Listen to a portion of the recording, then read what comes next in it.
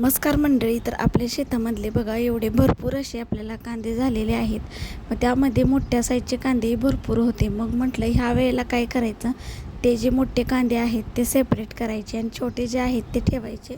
कारण कसं होतं, एवढा मोठा जर कांदा असेल तर आपण काय एवढा घालू शकत नाही आहे कालवणामध्ये वगैरे. तर ते कांदे मी साईडला बघा असे जे तुम्हाला दिसत आहेत पुढे, तर ते असे कांदे जे आहेत ते मी साईडला काढत होते.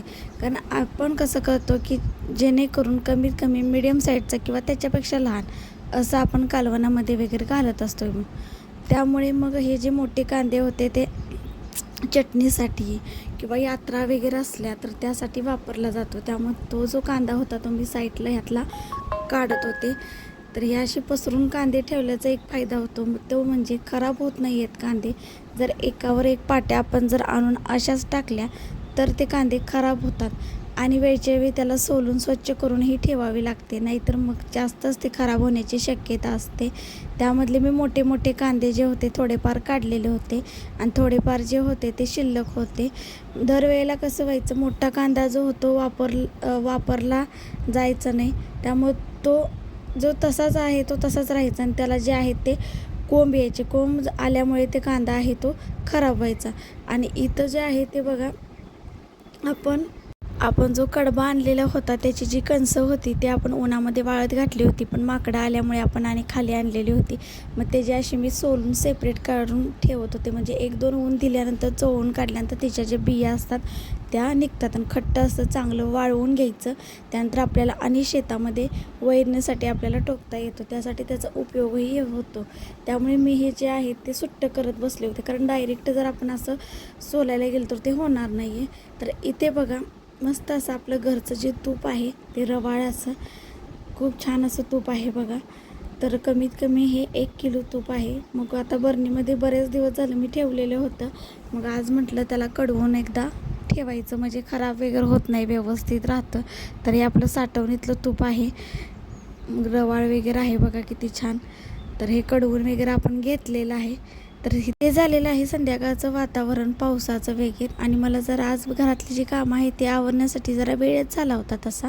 भांडी वगैरे धुवायची होती, कपडे वगैरे धुवून घेतले होते, कारण ओप्यामध्ये मला लसूण काढायचं वगैरे माझं चालू होतं. त्यामुळं थोडाफार मी काढला होता, थोडाफार शिल्लक होता.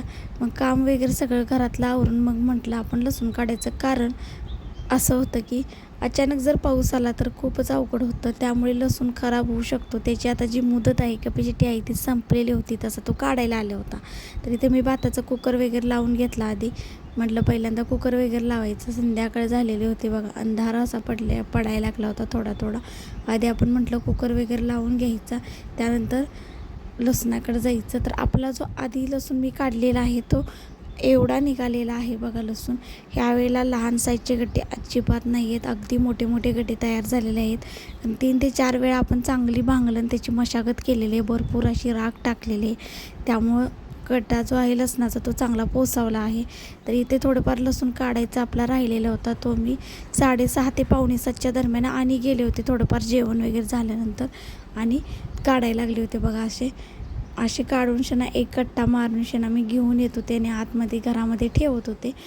तर हे असे आपले लसूण आहेत बघा, कुदळीनं काढावे लागतात, कारण खुरप्यानं जर आपण काढायला गेलो तर ते तुटून निघतं. 1-2 चांगले निघतात, पण खुरपं त्याला लागू शकतं आणि त्यामुळे जो लसूण आहे तो खराब होऊ शकतो. त्यामुळे कुदळीने मी काढत होते उकरून शेणा, म्हणजे लसूण काढायला आपल्याला थोडंफार सोपं जाईल.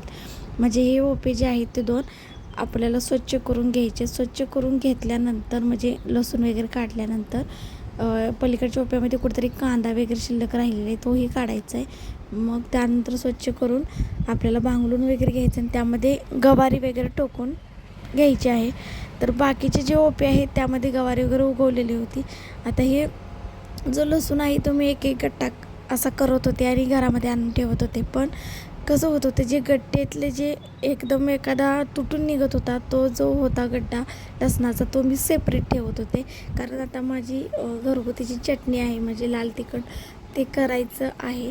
त्यामध्ये घालता येतो देशी घरगुती लसूण, त्यामुळे सुगंध वास छान येतो चटणीचा. त्यामुळे मी म्हटलं की जो सुट्टा निघालेला जो लसूण आहे तो तसाच ठेवायचा आणि थोडाफार आपला घरातला मागच्या वर्षीचा तो लसूण शिल्लक आहे असा मिक्स लसूण ताजा आणि शिळा असा दोन्ही मिक्स घालायचा. म्हणजे आपल्या चटणीसाठी ताजा जरा घातला की चटणीला जो सुगंध जो येतो तो खूप छान असा येतो. त्यामुळे मी असे सेपरेट जे लसणाचे जे गड्डे होते ते ठेवत होते तुटलेले.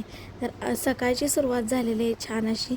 तर आहो चाललेले होते इथे कामावरती. जाता जाता जनावरांना थोडीशी वैरण टाकावी लागते, ते पण चालले होते कामाला. सूर्याचं दर्शनही खूप छान असं झालेलं होतं. खूप छान सकाळचं प्रसन्न असं वातावरण झालेलं होतं. सकाळची सुरुवातही खूप छान झालेली होती. पक्ष्यांचा किलबिलाट वगैरे चालू होती. जनावरही वैरण टाकल्यानंतर खायला लागली होती तिकडे. सकाळ सकाळ पाणी वगैरे येऊन गेलं होतं. तर तुम्हाला कसा वाटला व्हिडिओ नक्की सांगा. धन्यवाद.